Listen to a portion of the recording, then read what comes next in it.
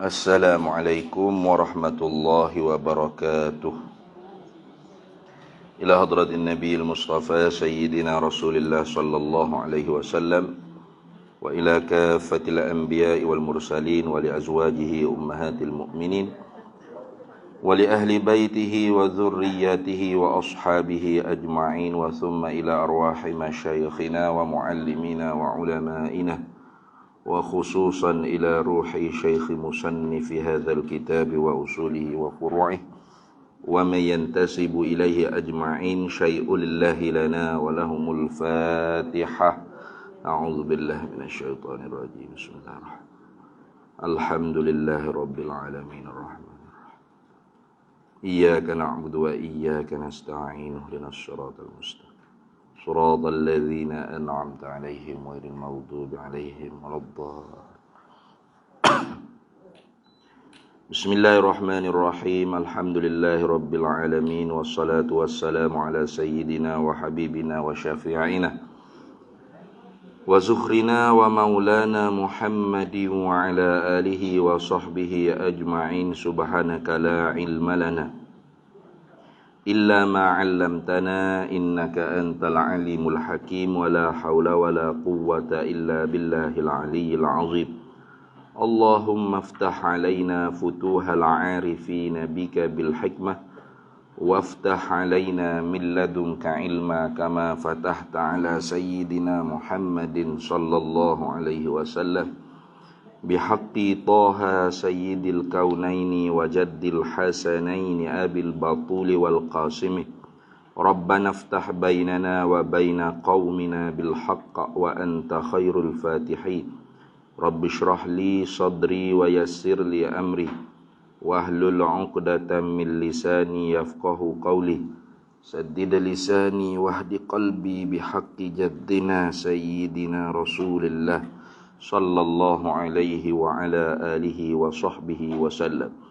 رب يسر ولا تعسر وتمم بالخير يا كريم. أما بعد. Mana deh?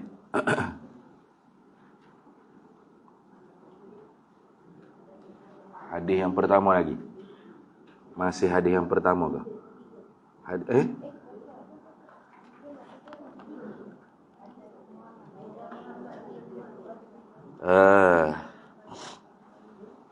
Qala al-Hafiz Imam At-Tirmidzi rahimahullahu ta'ala wa nafa'ana Allahu bihi wa bi'ulumihi fid daraini amin ya rabbal alamin.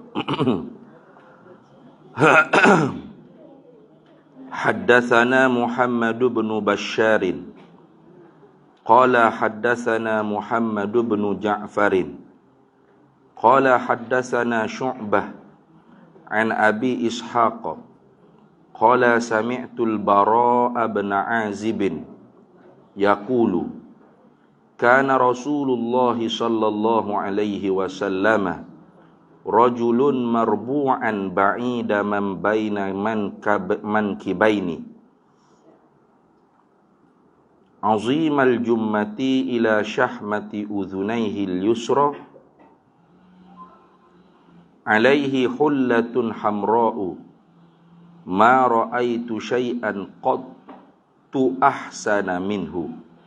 Rawahul Bukhari wa Muslimun wa Abu Daud wa Nasa'i wa Tirmidzi wa ghairuhum. Betul, hadis itu dah. Baik.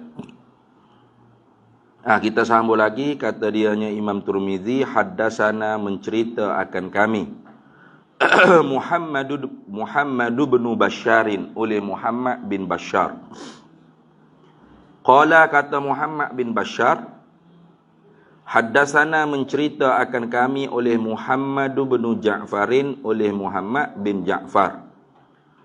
Qala kata Muhammad bin Ja'far, haddasana Syu'batu mencerita akan kami oleh Syu'bah an Abi Ishaq diriwayatkan daripada Abi Ishaq. Qala kata Abu Ishaq, sami'tu mendengarlah olehku Al-Bara' bin Azib akan Bara' bin Azib. Bara' bin Azib ni ialah min sigharis sahabah. Ini setengah daripada sahabat yang kecil. Namanya Al-Bara bin Azib bin Al-Haris Al-Khazraji, daripada kabilah Khazraj, kaum Khazraj. Nah. Kunyahnya Abu Imarah. Tu Abu Imarah. Dan beliau ni diizin oleh Nabi SAW menyertai peperangannya ialah peperangan Khandaq. Sedangkan pada peperangan Badar tu sudah pun dia minta izin dengan Nabi SAW. Ketika tu baru umur 7 tahun. Darjah 1. Nah, Bara bin Azib ni umur 7 tahun, darjah 1 tu minta izin dengan Nabi SAW untuk ikut perang Badar. Nah, tapi tidak diizin oleh Rasulullah SAW. Kemudian peperangan Uhud pun dia minta izin pula dengan Rasulullah. Nah, Rasulullah kata masih kurang tinggi Bara, nah, untuk ikut serta peperangan. Lalu Bara bin Azib pun ambil pelana kuda. Dia timbun pelana kuda. Kemudian dia diri di atas pelana kuda tu, dia panggil, "Ya Rasulullah, sekarang saya sudah tinggi ya Rasulullah. Boleh tak saya ikut serta peperangan Uhud?" Tu Bara bin Azib. Rasulullah suka. Nah, jadi ketika mana Rasulullah di Madinah tu, Bara ni ialah sahabat-sahabat yang kecil. Jadi kebanyakan perawi hadis menceritakan tentang rupa paras Nabi kita Muhammad sallallahu alaihi wasallam itu banyaknya di kalangan sahabat-sahabat yang kecil. Nah, dia panggil sigharus sahabah, sahabat-sahabat yang kecil. Masa Rasulullah masa Rasulullah hidup tu dia budak-budak. Dia kanak-kanak. Itu makna sigharus sahabah. Nah, bukan kibarus sahabah lah. Kalau kibarus sahabah tu sahabat yang tua-tua tu kebanyakannya tidak berani bertatap muka dengan Nabi sallallahu alaihi wasallam.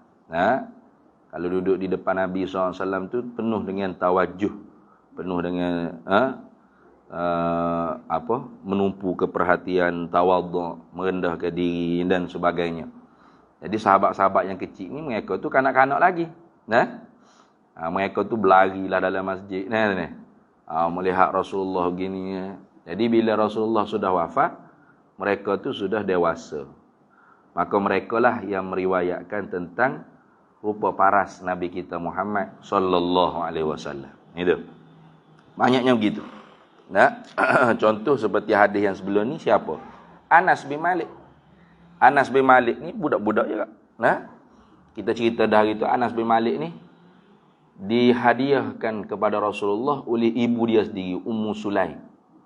Karena Ummu Sulaim ni dia tengok orang pakak bagi barang-barang berharga kepada Rasulullah sallallahu alaihi wasallam, maka dia pun rasa nak bagi juga barang berharga, sedangkan dia miskin. Maka bila dia pulang ke rumah, tengok apa barang yang berharga tidak ada, melainkan anak dia aja. Namanya Anas. Lalu dipimpin tangan anak dia tu bawa ke depan Rasulullah, "Ya Rasulullah, ini satu-satunya barang berharga yang ada di rumahku. Aku hadiah kepadamu ya Rasulullah." Buya anak kepada Rasulullah. Supaya berkhidmat. Supaya jadi ahli khidmat kepada Nabi SAW. Tapi kata Anas bin Malik, ketika mana aku bersama Rasulullah tu aku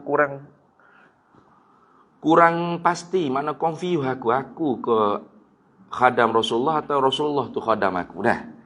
Pasal Rasulullah sama-sama buat. Dia suruh Anas bin Malik ambil air untuk ambil air wudu. Sudah dia cucu ke Rasulullah, Rasulullah ambil wudu, Rasulullah pula ambil cucu ke dia. Sama-sama buat kerja. Itu pun sigharus sahabat, Anas bin Malik. Tapi Anas bin Malik hari itunya kita cerita dah dia ke? Umurnya panjang. Dan kaya raya. Bukan rumah banglo, istana mahligai. Anak cucu saja 123. 123 orang anak cucu. Siapa tu? Anak dengan cucu 123. Karena didoakan oleh Nabi SAW dengan 3 perkara. Wa da'alahu bil barakati fil mali wal waladi wal umri. Didoakan kepada Anas bin Malik oleh Nabi SAW dengan berkat pada harta, pada anak dan pada umur. Maka Anas bin Malik hari itunya kita cerita dah, hidupnya lebih daripada 100 tahun umur. Panjang umur. Kemudian anak saja dengan cucu tu 123 orang. Dan tinggalnya tidak di rumah banglo tapi di istana. Hidup di istana. Kita ni tak ada lah. Boleh rumah teres pun mujur dah. Ni. Nak konal. Oh syukur dah. Boleh buat menanam lada-lada. Itu. Tapi ketika mana dia duduk dengan Nabi SAW, dia miskin.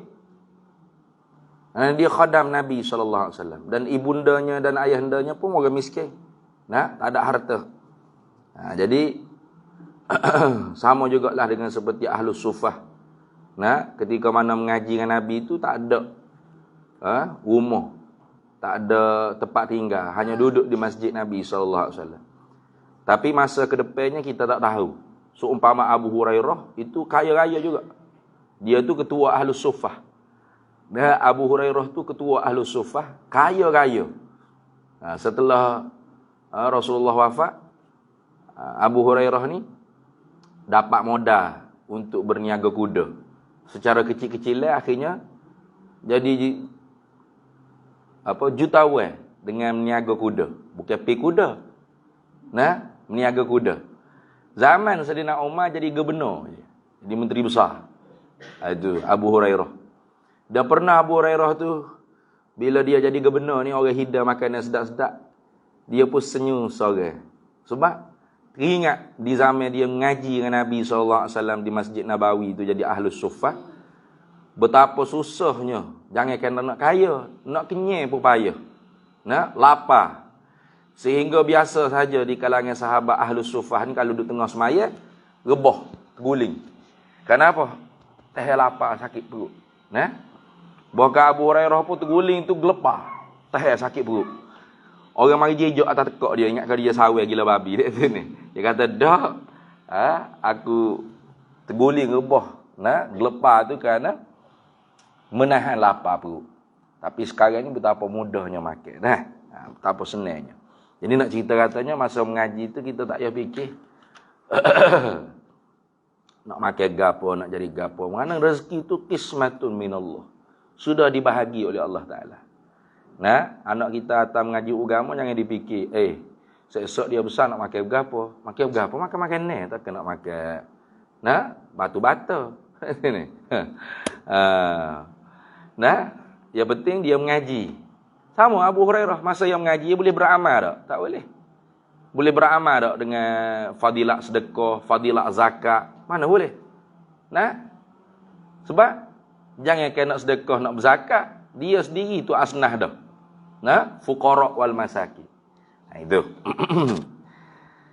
Ni Bara' bin Azib ni seorang sahabat kanak-kanak juga dia panggil. Sirarus sahabat. Sahabat-sahabat kecil, iaitu ketika mana Nabi SAW masih hidup di Madinah. Bara' bin Azib ni ialah setengah daripada kanak-kanak juga. Lalu setelah Rasulullah wafat, dia meningkat dewasa, dialah antara yang lainnya banyak meriwayatkan tentang rupa paras Nabi kita Muhammad sallallahu alaihi wasallam. Itu banyaknya gitu. Kalau tengok ke depan hadis pun Bara' bin Azib. Kemudian Ali bin Abi Talib. Ali bin Abi Talib pun muda lagi, kecil kan. Antara kanak-kanak yang pertama sekali masuk Islam, Ali bin Abi Talib. Itu dah. Lagi akhir tu. Baik. Apa kata Bara' bin Azib? Yaqulu, katanya Bara' bin Azib, kana Rasulullah sallallahu alaihi wasallam, adalah Nabi sallallahu alaihi wasallam itu, rajulan, ialah seorang laki-laki, marbu'an, yang pertengahan tingginya, yakni sederhana tingginya. Yani Rasulullah tu tidak terlalu tinggi dan tidak terlalu rendah. Itu makna marbu'an, yakni mutawassitut tul dia panggil. Tawassutul, maknanya sederhana ketinggian Nabi sallallahu alaihi wasallam. Sehingga kalau Rasulullah bersama dengan yang tinggi-tinggi, Rasulullah tu tidak tenggelam. Nah, dan apabila Rasulullah bersama yang rendah-rendah, maka Rasulullah tu tertampak tinggi lebih daripada yang lainnya. Nah, itu dia panggil Rasulullah sallallahu alaihi wasallam ketinggian tubuhnya mutawassitut tuli. Mana sederhana tingginya, tidak terlalu tinggi sangat dan tidak terlalu rendah sangat. Kalau hadis hak lepas dia kata laisa bit tawilil baini wala bil qasiri, tidaklah terlalu tinggi seperti galak dan tidak orang panggil terlalu rendah. Nah, bukan Rasulullah ni orang kerdil, tidak. Nah, sederhana. Di antara tinggi dengan rendah Nabi kita Muhammad sallallahu alaihi wasallam. Ba'ida ma bainal mankibaini. Khabar yang kedua pula. Rasulullah sallallahu alaihi wasallam tu ialah seorang laki-laki ba'ida ma baina mankibaini, yang jauhlah barang di antara dua bahunya, dua bahu Nabi sallallahu alaihi wasallam. Boleh baca ba'ida, boleh baca bu'aida pun boleh. Nah. Bahu di antara dua bahu Nabi sallallahu alaihi wasallam tu jauh. Apa maknanya jauh? Di antara dua bahu, ni bahu jauh. Maknanya apa? Dada Nabi sallallahu alaihi wasallam tu dada yang bidang. Mana dada Nabi sallallahu alaihi wasallam tu ke depan. Nah, sehingga jauh. Kan kalau macam kita ni kan dekat. Pasal dada kita tu tidak bidang, masuk khelak ke dalam. Jadi di antara dua bahu kita tu dekat. Nah, di antara dua bahu kita tu dekat. Pasal bukan dada kita yang bidang, perut kita yang kembung. Nah, itu tandanya kita ni malah bekerja dan banyak makan, banyak tidur. Tapi kalau Rasulullah sallallahu alaihi wasallam orangnya yang banyak bekerja. Nah, maka karena itu dikatakan ba'ida ma bainal mankibaini, jauhlah barang di antara dua bahunya, dua bahu Nabi sallallahu alaihi wasallam. Artinya apa? Dada Nabi sallallahu alaihi wasallam tu tegak bidang. Nah, perut Nabi tu kepih. Gitu dah. Perut Nabi tu kepih. Pasal Rasulullah tu kuat menahan lapar. Nah. Sahabat Nabi baru sehari tahan lapar, itu sudah tidak mampu untuk memecahkan batu yang keras ketika mana nak gali parit pada peperangan Ahzab, peperangan Khandaq. Lalu pergi mengadu kepada Nabi sallallahu alaihi wasallam. Ya Rasulullah, kerah sangat tanah ni ya Rasulullah. Kami berapa kali dah katak dengan cok caka ni tak pecah. Tak berlubang. Lalu Rasulullah pun ambil cok caka, Rasulullah pun akak. Bila akak tu nampaklah orang panggil oleh sahabatnya, perut Rasulullah tu diikat dengan beberapa banyak batu-batu. Mana perut Rasulullah tu lebih daripada satu batu. Lebih daripada satu batu. Berarti Rasulullah sallallahu alaihi wasallam sudah banyak hari dah menahan lapar. Kata setengah riwayatnya 2-3 hari dah Rasulullah tu menahan lapar, ikat perut dengan batu. Jadi seorang sahabat tu bila ternampak begitu, ya Allah, Rasulullah lapar lebih pada kita lagi rupanya. Tapi pecah. Tanah yang kerah tu pecah. Kerana Rasulullah tu gagah. Seorang yang gagah. Bukan seorang yang lembek dia. Maka seorang sahabat, nama tak ingat dah saya nama apa. Itu ada dalam hadis Riyadhus Salihin, tu ada cerita.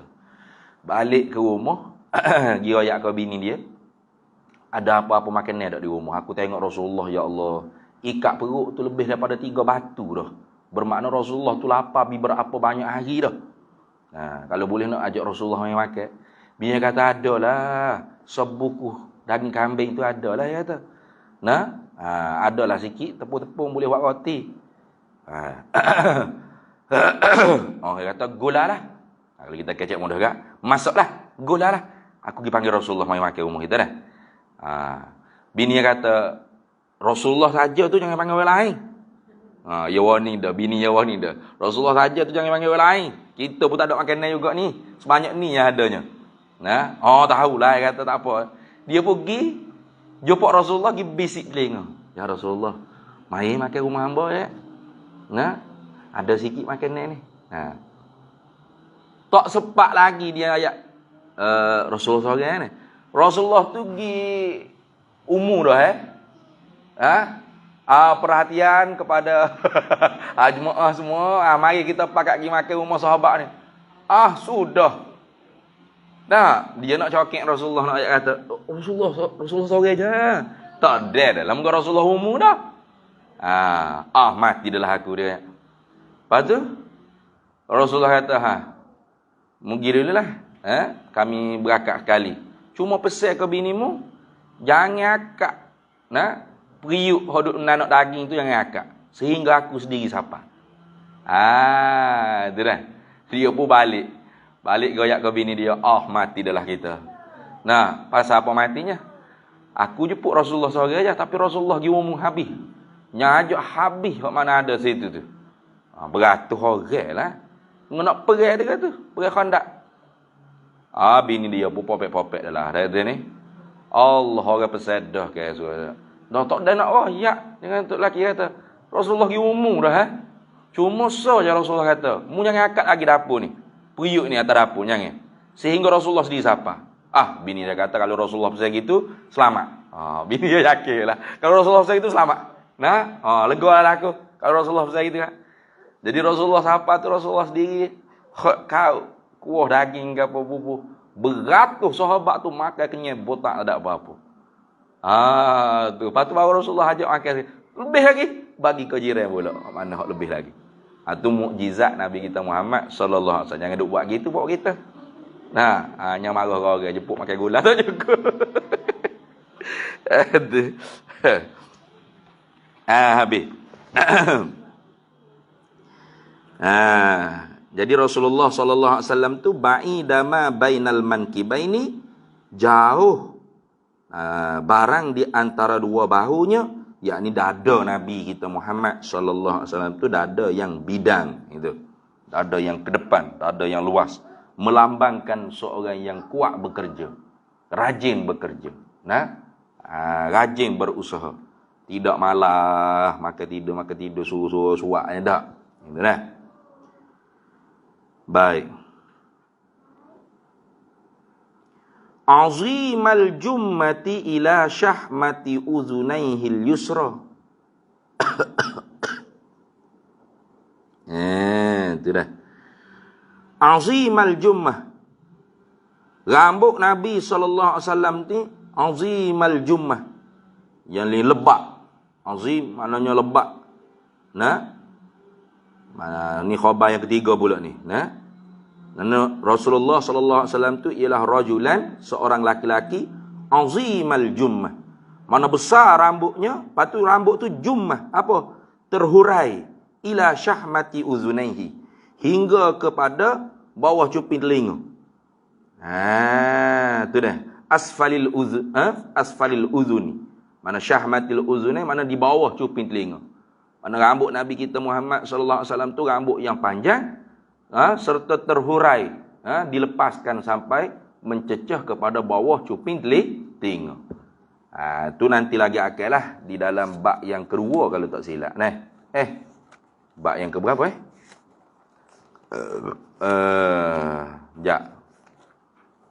bab yang kedua khatamin nubuwah. Bab yang ketiga babu ma jaa fi sya'ri Rasulillah sallallahu alaihi wasallam. Bab pada menyatakan hadis-hadis yang telah datanglah ia hadis pada menceritakan tentang rambut Nabi kita Muhammad sallallahu alaihi wasallam.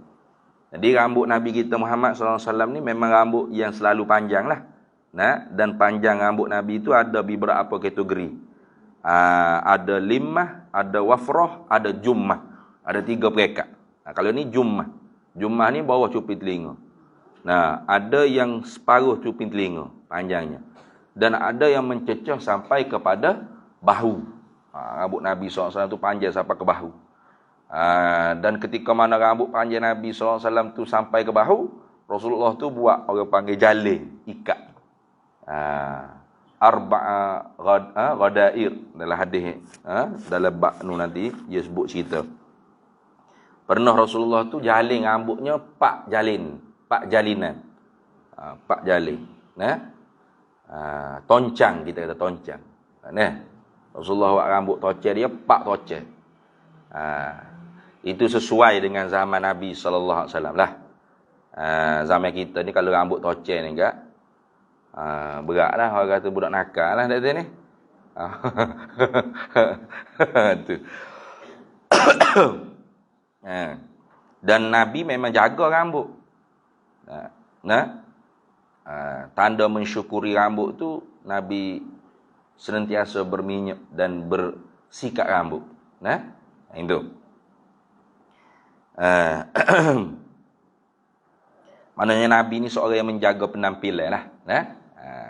Jadi kalau kita nak rambut panjang, nak tiru Nabi SAW, jangan semata-mata panjang.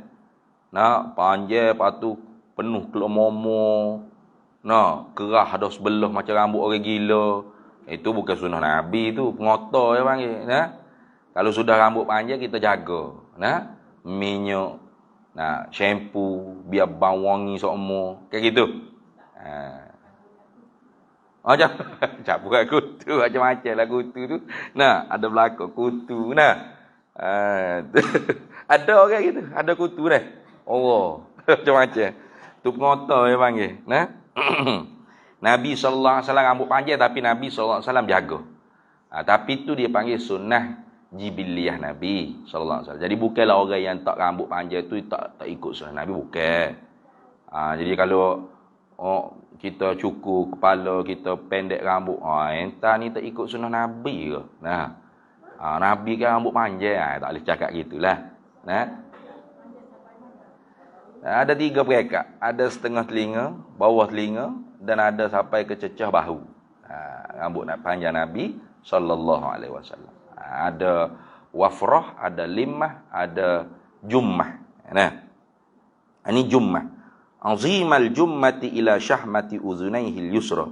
Dari panjang rambut Nabi ni rambut yang lebat dan panjangnya terhurai sampai kepada bawah cuping telinganya Nabi sallallahu alaihi wasallam. Yang kiri. Itu dah.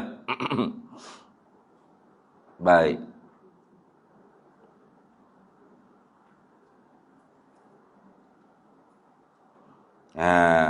Yang kiri tu tak ada apa tu. Nak rayak ketika mana Barak bin Azib tengok tu Rasulullah berada di posisi yang dia lihat tu sebelah kiri.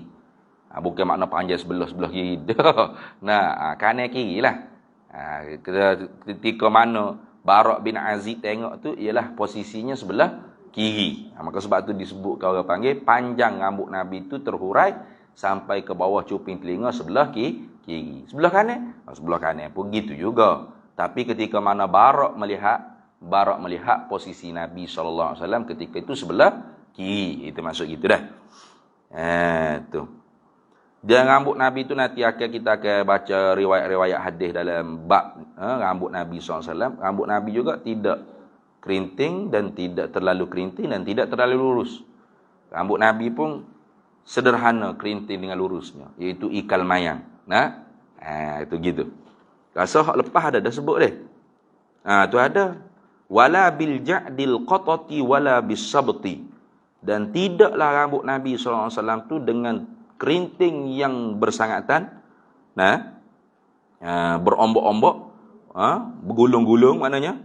Wala bis sabti, dan tidak terlalu lurus terik macam teknik brain bonding tu tidak juga. Rambut Nabi tu orang panggil ikal mayang. Gitu dah. Itu rambut Nabi kita Muhammad sallallahu alaihi wasallam.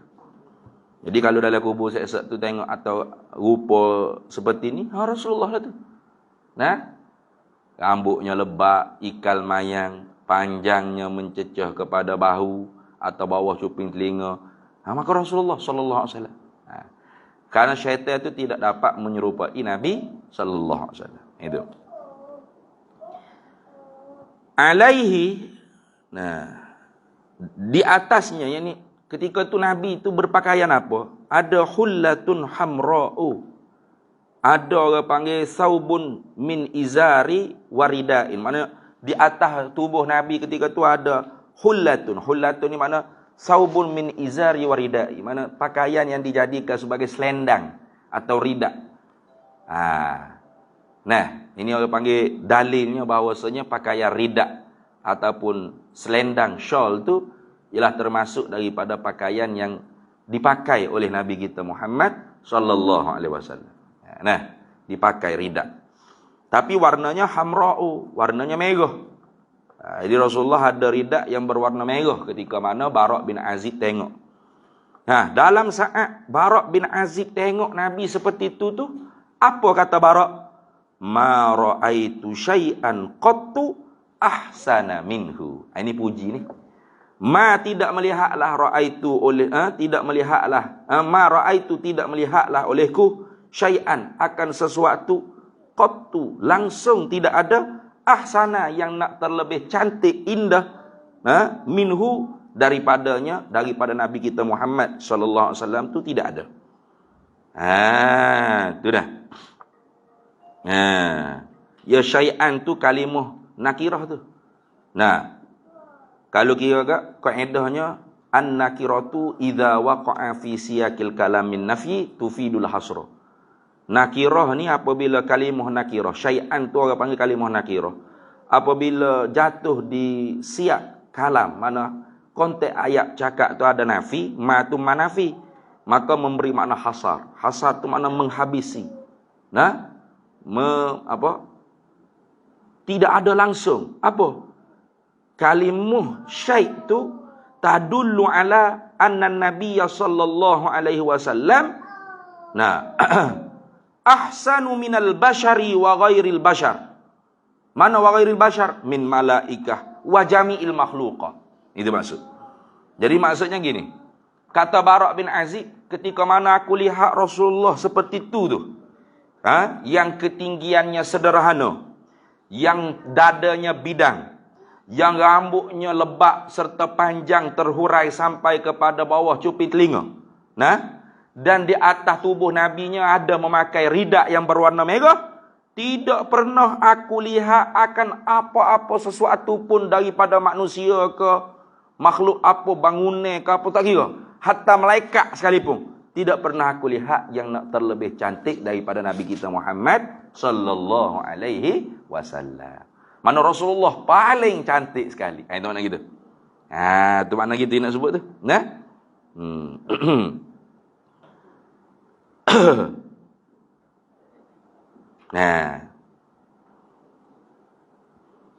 Jadi bila Bara' bin Azib ni melihat Rasulullah tu, ia tercengang, dia kata. Tercengang. Takjub. Kerana segok, semak. Maka Rasulullah sallallahu alaihi wasallam pun hadiah ke orang panggil rida warna merah tu kepada Bara' bin Azib. Itu. Tu a'jabal Bara' bihullati Rasulillah sallallahu alaihi wasallam fa'ataha lahu hadiyatan. Tercengang hairan oleh Bara' dengan pakaian Nabi sallallahu alaihi wasallam, rida Rasulullah yang berwarna merah tu, maka Rasulullah pun berikan rida tu kepada Bara' sebagai hadiah, padahal Bara' bukan tercengang dengan sebab rida tu, tercengang dengan keindahan Nabi sallallahu alaihi wasallam sendiri. Karenanya apabila Rasulullah bagi orang panggil Bara' tu rida warna merah tu, Bara' tu masih lagi tak gelik lihat ke Nabi sallallahu alaihi wasallam. Maka sebab tu Bara' tu meriwayatkan kepada tabi'in cerita ni. Itu dah. Tu.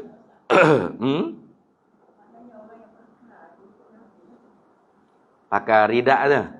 Kalau dia niat ikut Nabi, dapatlah sunnah. Dia orang panggil sunnah-sunnah yang seperti pakaian, seperti rambut panjang, janggut, itu orang panggil sunnah jibiliyah. Serban, gamis, jubah, sunnah jibiliyah. Arti sunnah jibiliyah ni sunnah yang pakaian atau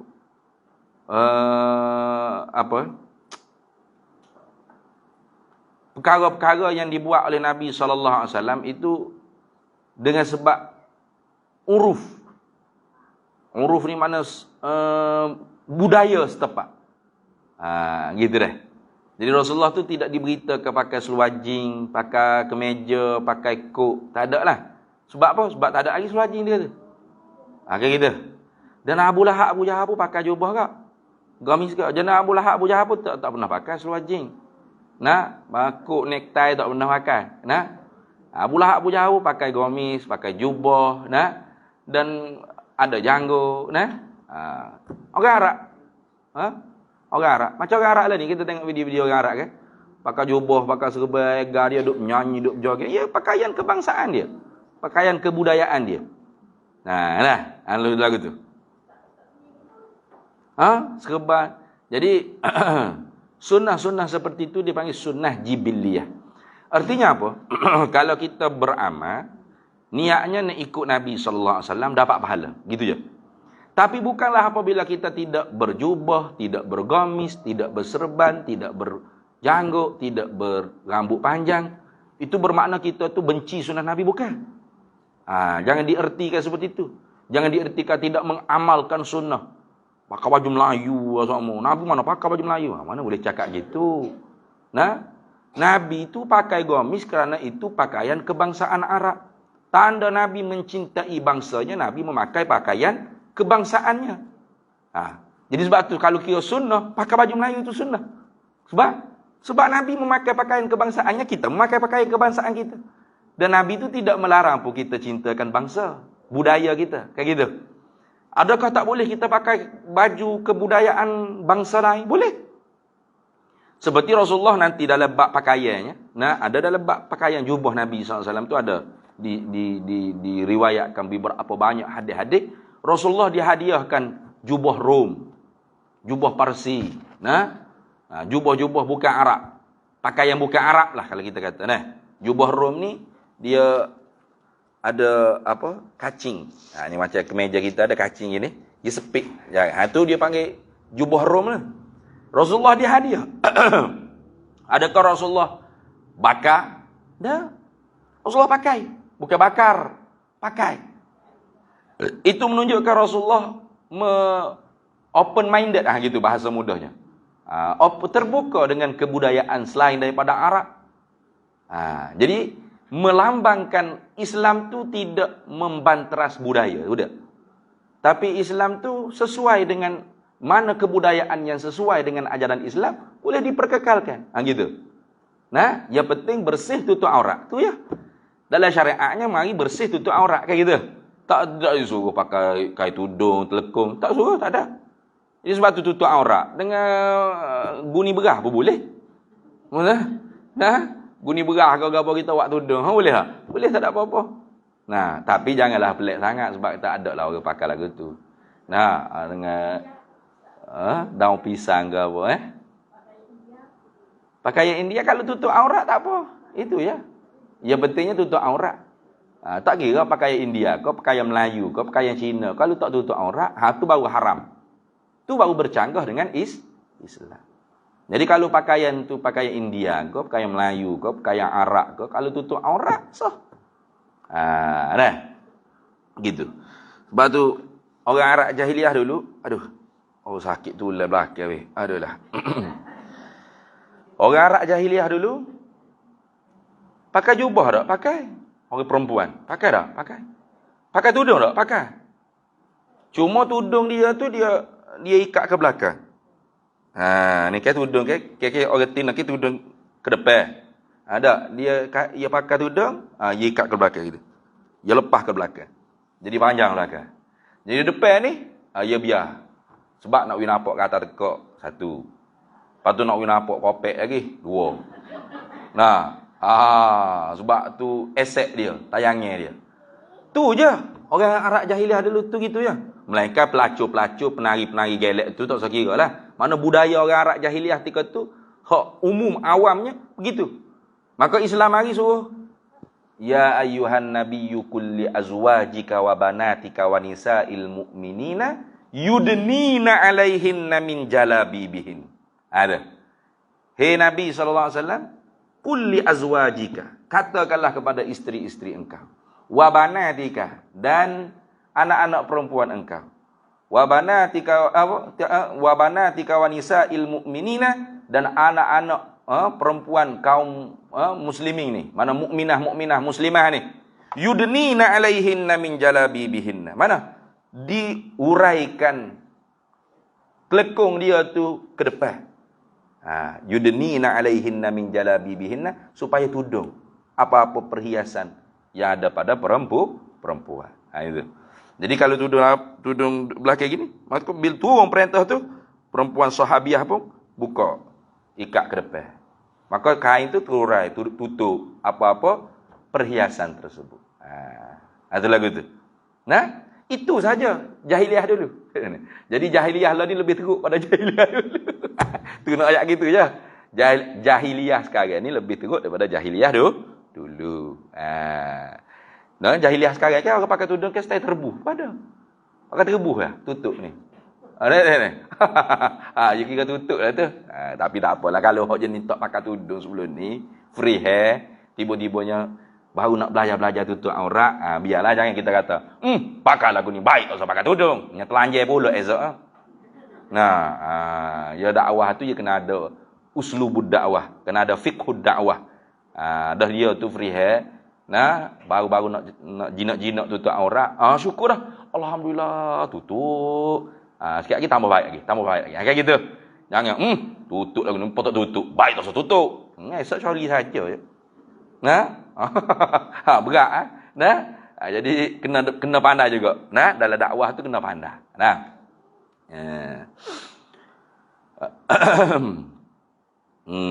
Baik. Jadi tutup guru kita dulu pun dia agak orang panggil apa? Dalam dakwah kepada aurat orang perempuan ni agak tidak terlalu keras sangat. Kalau perasan ibu-ibu perasan kan, kalau zaman-zaman dulu tu ustazah dah tu, telekong tu gitu, posalaman gitu. Nah. Segong rambut gitu nah. Ustazah tu, qariah tu. Jadi tutup banyak kita tengok bini-bini tok guru, bini-bini kiai pun gitu. Pelik. Rupa-rupanya dia tidak keras sangat. Dia bagi slow. Akhirnya barulah sempurna. Boleh ke sempurna tu, bit tadarruj, dengan perlahan-lahan. Dengan perlahan-lahan. Bukan boleh patah selalu kan? Habis tapi kalau orang panggil apa? Pakaian tu tidak bercanggah dengan syariat, walaupun budaya manapun, Islam tu tidak ada halangannya. Boleh kita pakai. Nah, pakai baju t-shirt, pakai baju kemeja, boleh. Ya, penting bersih tutup aurat. Kayak gitu. Yang kita atau Islam hari ni kena pakai jubah, gamis belaka, pakai jadi Arab belaka.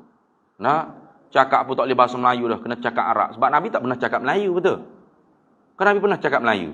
Nak Kelantan pula, pernah? Nah, Nabi cakap Arab, jadi kita kena kacak Arab jugalah. Nah, ada. Cakaplah bahasa kita. Teruskanlah budaya kita. Tapi, yang penting tidak bercanggah dengan syariat. Itu.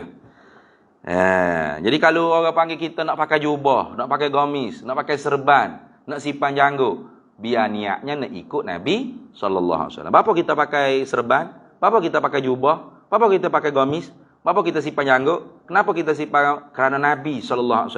Dapat pahala. Tapi bukan di situ sunnah yang ditekan untuk diikut. Kayak gitu. Kalau pakai jubah, pakai serban, rambut panjang, janggut panjang, tapi mukanya bengi. Itu serban jubah janggut Abu Jahal, Abu Lahab. Nah, bukan jubah serban janggut Nabi kita Muhammad sallallahu alaihi wasallam. Apa bezanya jubah serban Nabi Muhammad dengan Abu Lahab? Jadi jubah Nabi sallallahu alaihi wasallam, serban Nabi, mukanya manis, senyum, kayak gitu. Perkataan yang keluar daripada mulut Nabinya perkataan yang baik-baik.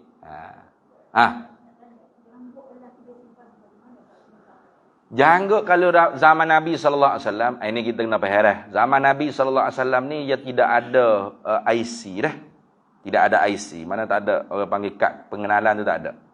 Jadi cara zaman Nabi untuk mengenal seseorang tu menganut agama apa, itu berdasarkan wajah dia, muka dia. Zaman Nabi pun tak ada pendaftaran negara, tak ada. Surat beranak pun tak ada semua. Itu ada pada zaman Nabi, sesuai dengan zaman Nabi SAW. Orang dapat anak, maka cara pendaftarannya macam mana? Pergi di hadapan ketua-ketua kabilah, bersaksi bahawasanya ini nama sekian-sekian, anak laki-laki saya, anak perempuan saya. Maka kabilah-kabilah menyaksi, itulah pendaftaran negara. Tak ada surat beranak apa-apa. Pasal manusia tiga tu dipercayai. Siqah. Mudah apa dia panggil? Orang yang banyak jujur. Sekarang ni kena buat surat. Macam-macam kena cok tu, kena nak nikah dua, kau tiga, kau kena ada kebenaran. Sebab tak jujur banyak. Penipu ramai. Baik. Jadi untuk tampakkan agama kita ni berbeza daripada Yahudi dan Nasara, maka Nabi SAW suruh khaliful Yahud wan Nasara. Menyalahilah oleh kalian akan Yahudi dan Nasara. Bagaimana? Yakni kalau Nasrani, mereka tu cukup licin janggut. Dan mereka biarkan misainya tebal. Tu Mr. Potato, okey? Ini kan? Tebal. Tu tebal misai. Janggut licin. Itu kalau Nasrani. Jadi kalau orang tengok, tengok muka tu tahu dah Kristian ni. Masih hiu ni. Pasal janggut misalnya lebat, janggutnya cukup, tak ada. Kalau Yahudi pula terbalik. Mana? Misalnya cukup licin, janggutnya dibiar lebat. Tu kalau tengok, ni Yahudi ni pasal misalnya licin, janggutnya lebat. Maka Nabi suruh menyalahi. Mana? Dinipiskan misai, dirapikan janggut. Ni bawah pada segenggai, dipotong. Supaya apa? Ni agama apa ni? Tuan ni agama apa ni, pelik ni? Kristian pun dah, Yahudi pun dah. Ni Islam.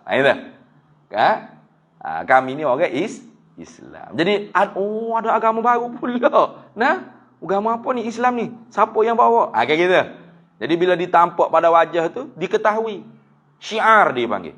Jadi kalau tengok misalnya nipis, janggutnya rapi, itulah orang yang beragama Islam. Orang Islam, Muslim. Nabi suruh menyalahi. Tu cara dikenali identiti agama pada zaman Nabi SAW. Sekarang tak nak IC lah ke? Bukan di wajah dah. Sebab wajah ni boleh tipu lah ni. Muka macam Cina. Ni. Sedap siap hari boleh puasa duduk makan kedai Cina. Puak. Rupa-rupanya Melayu. Cuma ada tok nenek dia Cina ke apa. Genetik tu. Saya Cina, saya bukan Muslim. Buka IC tengok. Ridwan nama. Warga negara Malaysia. Agamanya Islam. Jadi sekarang ni orang panggil apa? Pengenalan agama, identiti agama tu tidak lagi di wajah, di pakaian. Tidak. Tapi di IC, di pasport. Ada orang panggil tulis situ Islam, Kristian dan sebagainya.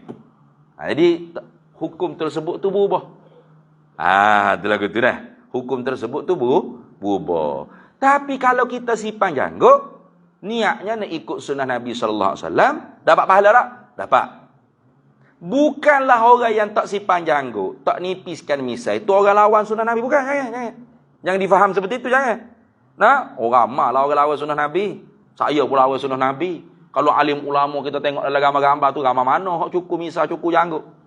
Kalau Tok Guru Haji Omar Sungai Keladi tu, alim nahwu sarah, alim tafsir, alim hadis. Mr. Potato tu, gitu misai. Janggut licin. Ini Tok Guru apa lagu ni ni. Lawan sunnah Nabi jadi Kristian kan dah. Yang ulama tu dia faham hadis. Bukan macam kita orang panggil baca hadis faham terjemah. Dia tu faham orang panggil konteks semasa. Tu kita kena faham juga konteks semasa. Tapi adakah apabila dah berubah begitu tak ada fadilat apa kita simpan janggut? Tak ada. Fadilatnya tetap ada. Kalau kita ikut simpan rapi janggut kita, niatnya ni ikut saranan Nabi SAW, bahkan nak ikut sunnah Nabi SAW, sunnah para sahabat, sunnah para solehin. Kebanyakan orang soleh tu berjanggut dan menipiskan misai, maka dapat tak pahala? Dapat. Tapi biar ikut semua. Biar ikut sungguh. Jangan janggut saja, nipis misai saja. Nah, janggut saja yang dirapi, misai saja yang dinipis. Mulut maki, caci, laknat, keji. Mengaji malah semaya celak-celuk sunnah Nabi po. Ha? Nah. Itu kita kena faham gitu dah. Jadi bukanlah orang yang tidak berserban, tidak berjanggut, tidak berjubah, tidak berambut panjang, tidak bergamis, itu lawan sunnah Nabi bukan. Nah, karena tu orang panggil sunnah jibiliyah. Itu kena ingat itu dah. Ya.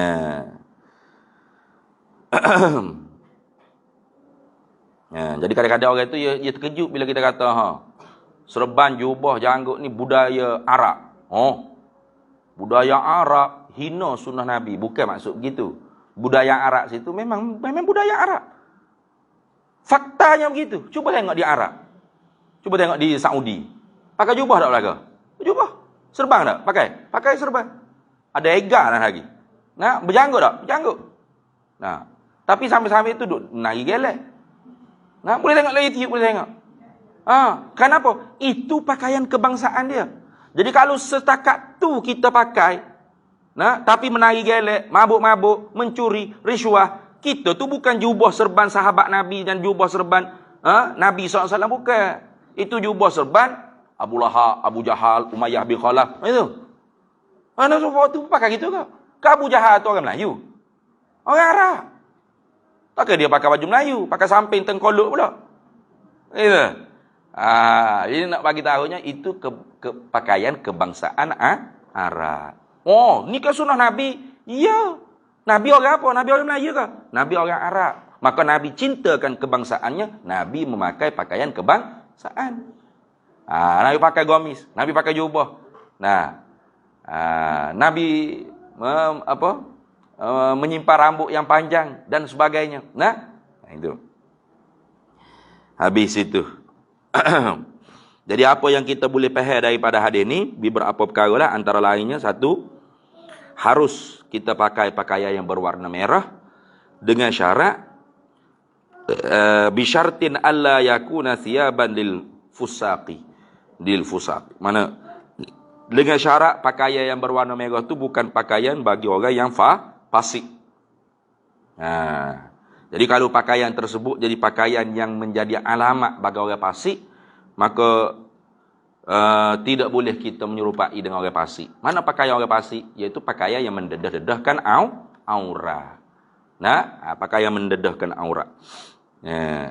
Seluar pendek warna merah tak boleh. Baju tak cukup eci, nampak pusat-pusat buji. Tak boleh. Walau warna merah pun. Tu Nabi pakai warna merah juga. Ya, warna tu ya, tapi pakaian awak tu tidak menepati syariat. Sebab tidak sitrul aurah. Itu yang pentingnya tutup aurat. Tapi pakaian warna merah boleh tak? Harus. Kerana Nabi juga ada memakai pakaian rida yang berwarna merah. Itu. Kemudiannya dapat juga kita faham daripada hadis ni, lam yajtami' fi badani insanin minal mahasini zahirati majtama'a fi badanihi sallallahu alaihi wasallam. Tidak berhimpun pada badan seorang manusia daripada segala kecantikan-kecantikan yang zahir, barang yang berhimpun kecantikan tersebut pada badan Nabi kita Muhammad sallallahu alaihi wasallam. Itu. Artinya kecantikan-kecantikan yang zahirnya semua terhimpun kepada diri Nabi sallallahu alaihi wasallam. Kalau kita tu tak terhimpun semua. Kadang-kadang hidung je macung, mata pula tak berapa comel mana. Ataupun mata comel dah, hidung pula kepek. Macam-macam. Kita tu tak berapa nak lengkap. Nah, Rasulullah lengkap. Sebab itulah kata Hasan bin Sabit dalam syair dia kata apa? Dia kata, wa ahsanu minka lam taraqattu aini. Wa ahsanu minka, dan yang terlebih cantik daripada engkau hai Nabi Muhammad sallallahu alaihi wasallam, lam taraqattu aini, tidak pernah mataku melihat langsung. Artinya apa? Tidak ada mata aku pernah melihat sesuatu yang lebih cantik daripada engkau, hai Nabi Muhammad sallallahu alaihi wasallam. Artinya Rasulullah lah yang paling cantik.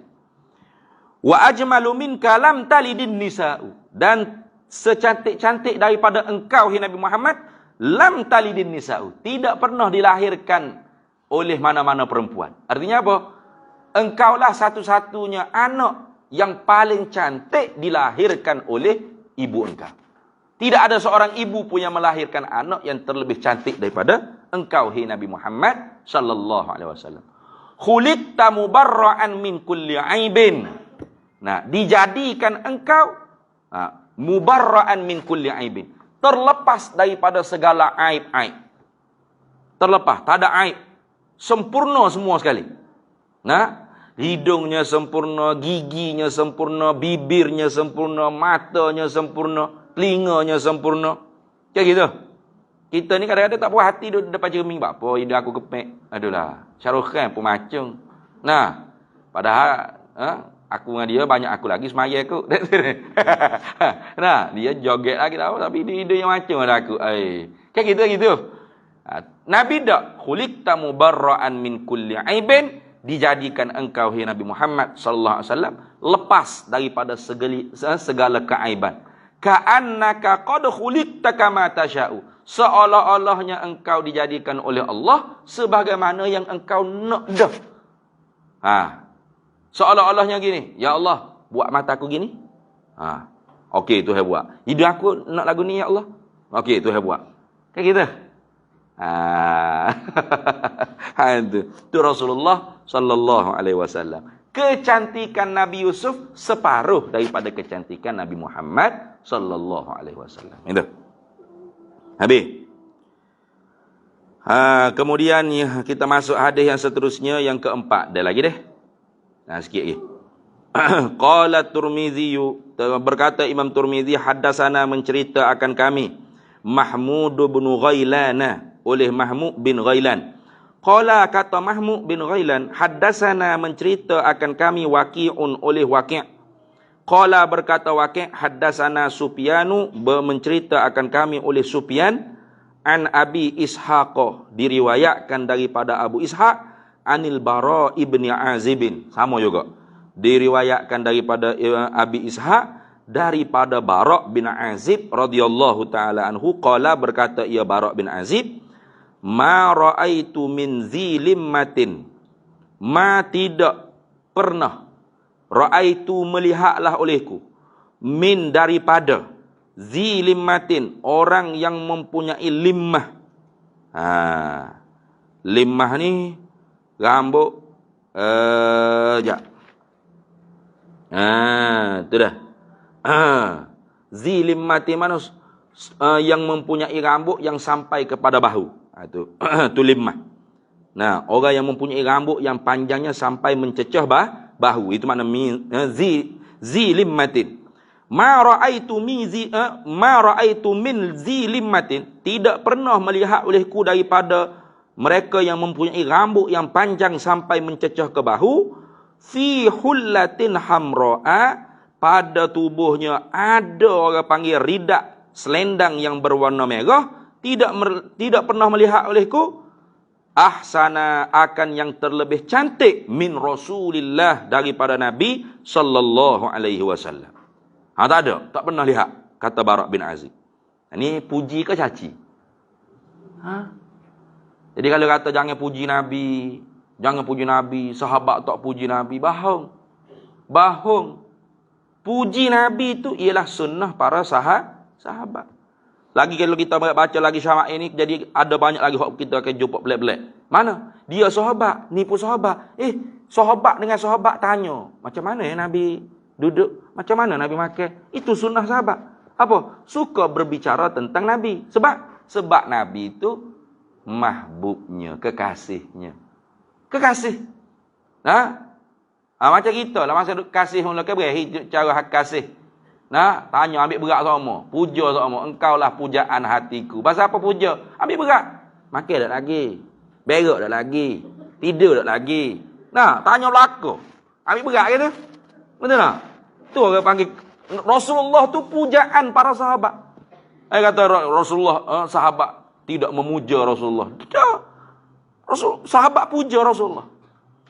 Puja. Tapi puja tu bukan puja. Bukan. Tak ada siapa dia hak gila duk puja Rasulullah gitu. Tak ada. Puja tu apa maksud? Ambil berat. Tu puja. Suami kita masing-masing tu pujaan hati kita. Mana kita ambil berat? Masuk.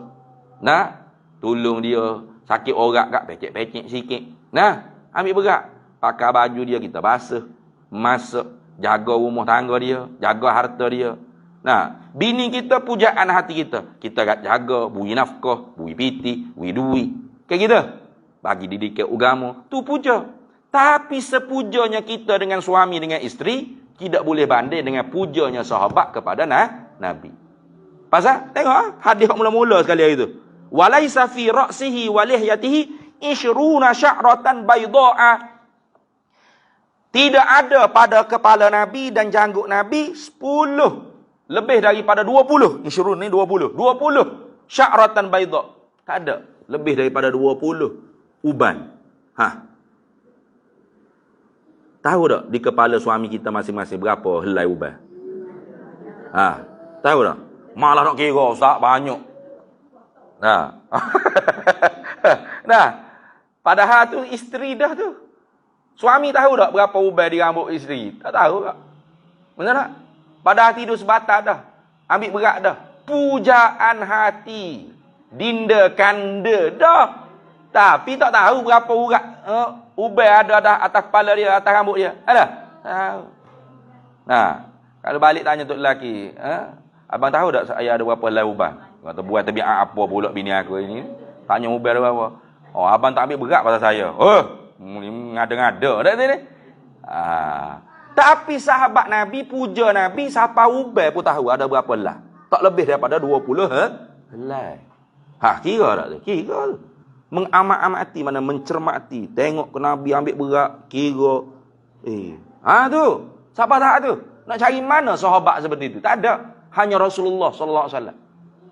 Cari tokoh siapa? Siapa? Tuku Duramai. Orang kenal Tuku Duramai? Tak kenal sayang-sayang Tuku Duramai duduk tepi. Betul? Tu tengok. Jadi tak ada siapa dia boleh menandingi ketokohan Nabi sallallahu alaihi wasallam. Lahu ada baginya Nabi itu sya'run, rambut, yadribu mankibaihi, yang mencecah, yang turun mencecah mankibaihi, kepada dua bahu Nabi sallallahu alaihi wasallam. Artinya rambut Nabi itu panjang sampai mencecah kepada bahu. Tu. Kalau tadi bawah cuping telinga, ini sampai ke bahu pula. Itu biasalah. Rambut ni tidak statik. Ia akan tumbuh. Jadi bila panjang, Rasulullah tak nak ikat dah, tak nak buat tocang jaling, Rasulullah potong pula sampai separuh telinga. Lepas tu tumbuh pula sampai itu. Jadi jari Rasulullah bercukur tu jari. Hanya boleh dikatakan ketika haji Rasulullah bercukur sekali. Tapi kalau kita mengaji di pondok, tok guru pondok tu siap bagi fadilat dah pula. Siapa yang bercukur kepala tiap-tiap Rabu, maka fakih dia dalam agama. Dalam duduk pondok lu cukur sama hari Rabu dah. Cukur. Padahal tok guru tak suka tengok rambut panjang, takut tukar dengan orang dadah. Orang ngisak. Orang mak-mak repik, mak-mak motor. Biar pelajar pondok tu ada orang panggil beza. Mana? Cukur, licing semua. Patok serabut, tak lambat nak sisi nak itu. Adakah lawan sunnah Nabi sallallahu alaihi wasallam? Enggak. Karena sunnah rambut panjang ke janggut ke apa itu orang panggil sunnah jibiliyah. Kalau kita nak buat berdasarkan kita cinta kepada Nabi, dapat pahala. Tapi bukan itu sunnah yang dituntut kita ikut. Hak kita dituntut ikutnya apa? Berakhlak dengan akhlak Nabi Muhammad sallallahu alaihi wasallam. Itu. Pakai serban, pakai jubah, janggut simpan, mulut pun berakhlak dengan akhlak Nabi sallallahu alaihi wasallam. Kelakuan kita, hati kita, buang sifat riak, ujub, sum'ah, takabur, hubbul jah, hubbul dunia, hubbul syuhrah. Kayak gitu. Hasak deki apa? Buah, kiki. Itu sunnah hak sebenar tu. Itu sunnah hak sebenar. Ba'idu ma bainal mankibaini, sama saja. Jauh barang di antara dua bahunya, artinya dada Nabi sallallahu alaihi wasallam tu bidang, tegak. lam yakun bil qasiri wala bit tawili, tidak adalah tinggi Nabi sallallahu alaihi wasallam tu saiz tubuh badan Nabi itu dengan terlalu pendek, wala bit tawili, dan tidak juga dengan terlalu panjang tinggi. Hadis ni rawahu, meriwayat akan dia oleh Muslimun, oleh Imam Muslim, Abu Daud, wan Nasa'i, wat Tirmidzi. Habis itu. Kemudian kita sambung semula pula hadis yang kelima. Wallahu a'lam wa ilmuhu atam.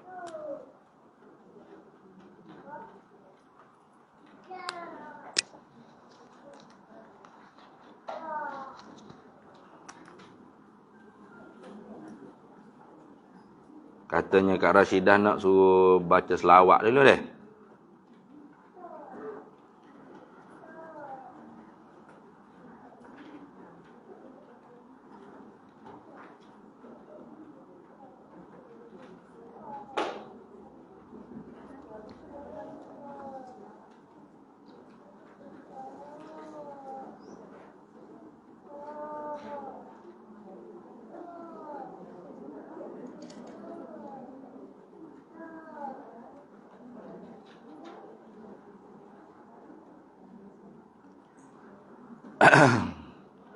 Allahumma salli wa sallim wa barik alaihi wa ala alihi.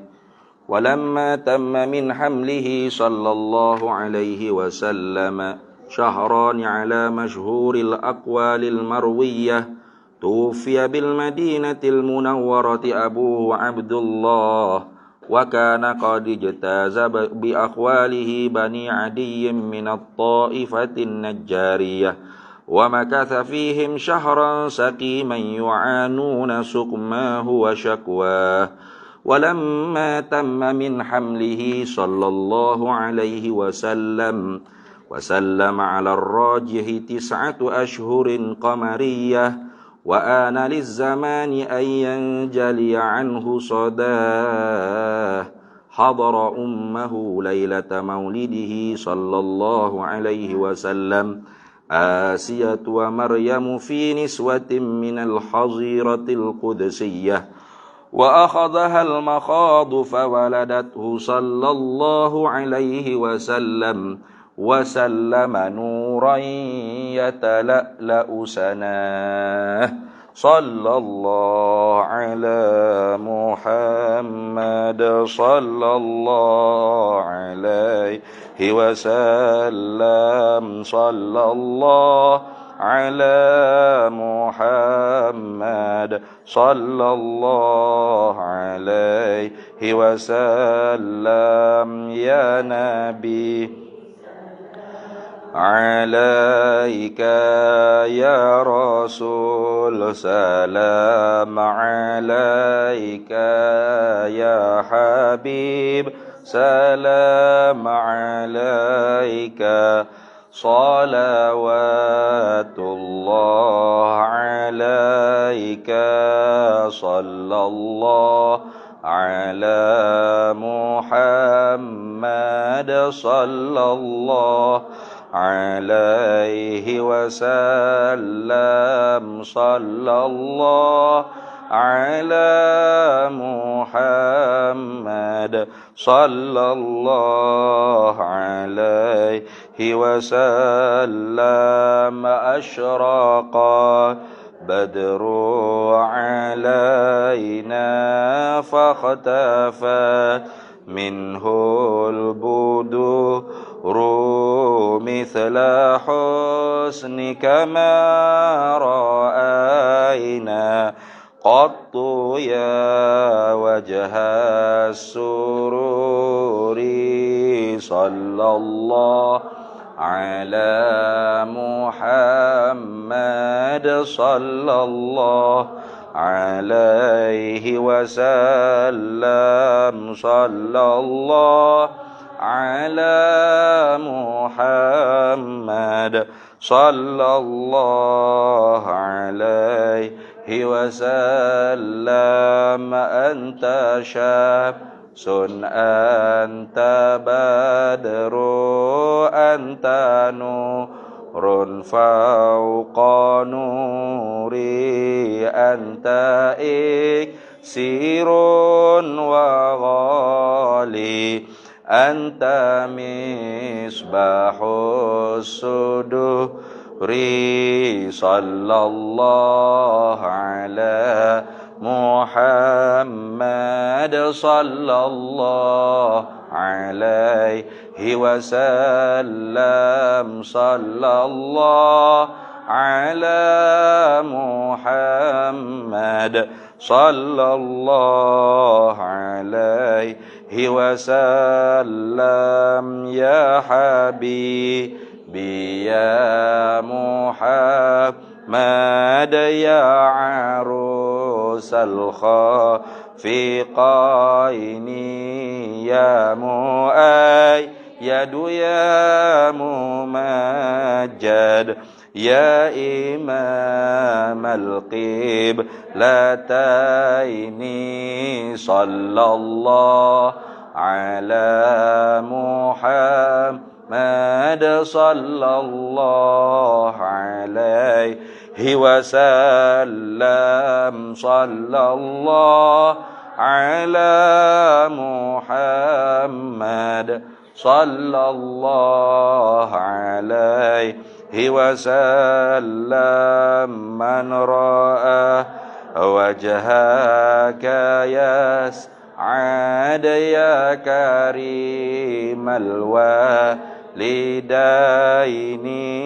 حوضك صافي المبرد وردنا يوما نشوري صلى الله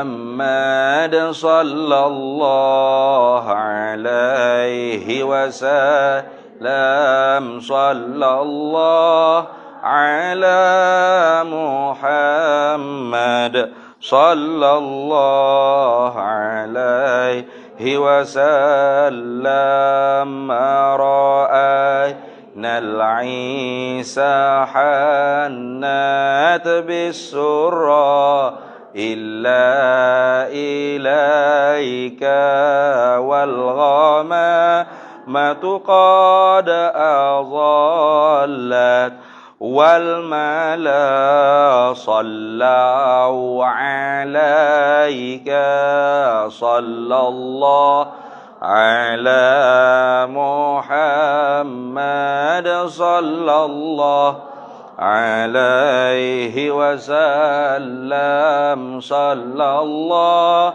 على محمد صلى الله عليه وسلم عليم سري وأخفى مستجيب الدعوات ربي ارحمنا جميعا بجميع الصالحات صلى الله على محمد صلى الله عليه وسلم صلى الله على محمد صلى الله عليه وسلم وصلاة الله على أحمد عد تحرير السطور أحمد الهادي محمد صاحب الوجه المنير صلى الله على محمد صلى الله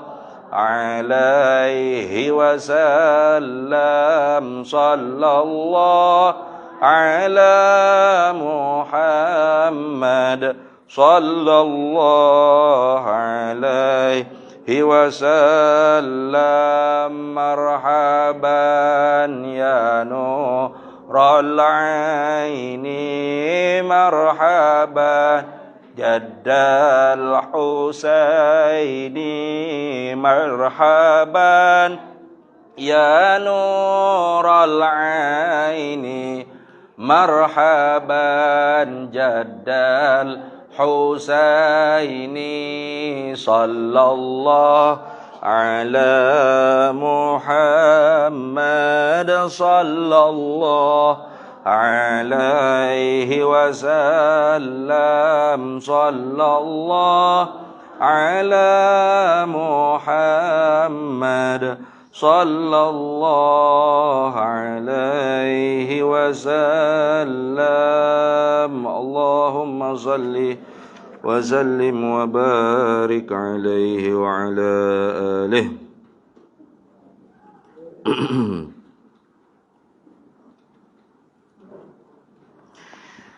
Bismillahirrahmanirrahim. Alhamdulillahirabbil alamin wassalatu wassalamu ala sayyidina Muhammadin wa ala alihi wa sahbihi ajma'in. Allahumma inna nas'aluka ridhaka wal jannah wa na'udzubika min sakhatika wan nar. Allahumma innaka 'afuwun karimun tuhibbul 'afwa fa'fu 'anna rabbi ighfir lana wa liwalidayna warhamhuma kama rabbana shighara wa liman shaykhina wa lil muallimina wa li jami'il mu'minina wal mu'minati wal muslimina wal muslimatil ahya'i minhum wal amwat. اللهم ارزقنا متابعة جدنا سيدنا محمد صلى الله عليه وسلم أولا وآخرا وظاهرا وباطنا وقولا وفعلا وعبادة وطاعة وعملا صالحا. اللهم أرنا الحق حقا وارزقنا اتباعه وأرنا الباطل باطلا وارزقنا اجتنابه. اللهم نور قلوبنا بنور هدايتك مع الأرض بنور الشمس كأبدا أبدا فتاه يا عليم. اللهم إنا نسألك سلامة في الدين وعافية في الجسد وزيادة في العلم وبركة في الرزق وتوبة قبل الموت ورحمة عند الموت ومغفرة بعد الموت. اللهم هون علينا في سكرات الموت والنجاة من النار والعفو عند الحساب. اللهم أعنا على ذكرك وشكرك وحسن عبادتك. اللهم يا محول الأحوال حول حالنا إلى أحسن الحال. اللهم يا محول الأحوال حول حالنا إلى خير الحال. اللهم يا محول الأحوال حول حالنا إلى أحسن الحال. اللهم اجعل جمعنا هذا جمعا مرحوما وتفرقنا من بعده تفرقا معصوما ولا تجعل بيننا شقيا ولا محروما وارزقنا يا مولانا قبل الموت توبة وهداية وتوبة نصوحا. اللهم اختم لنا بالإيمان والإسلام. اللهم اختم لنا بحسن الخاتمة ولا تختم علينا يا الله بسوء الخاتمة. ربنا ظلمنا أنفسنا وإن لم تغفر لنا وترحمنا لنكونن من الخاسرين. ربنا لا تزغ قلوبنا بعد إذ هديتنا وهب لنا من لدنك رحمة إنك أنت الوهاب.